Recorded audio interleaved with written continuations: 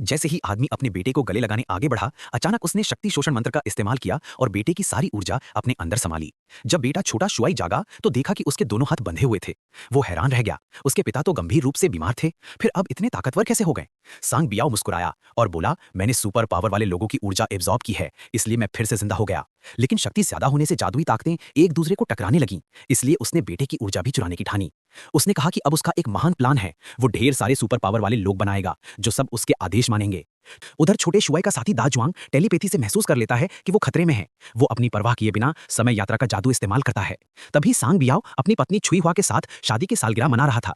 छोटा शुआई भी वहां मौजूद था, पर उसे जरा भी अंदाजा नहीं था कि खतरा उसके सामने खड़ा है।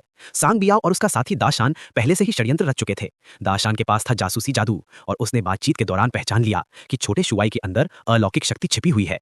दोनों ने तय किया कि कैसे उसकी शक्ति चुराई जाए। लेकिन तभी दाजुआंग की समय जादू की वजह से इतिहास बदलने लगा। छुई हुआ ने सब सुन लिया। सांग बियाओ ने तुरंत उसके दिमाग पर माइंड कंट्रोल किया ताकि वो सब भूल जाए।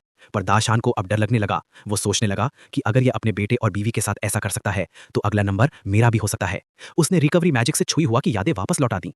रात ढलते ही छुई हुआ ने खाने में नींद की दवा मिला दी। सांग बियाओ खाते ही बेहोश होकर गिर पड़ा और सब कुछ भूल गया।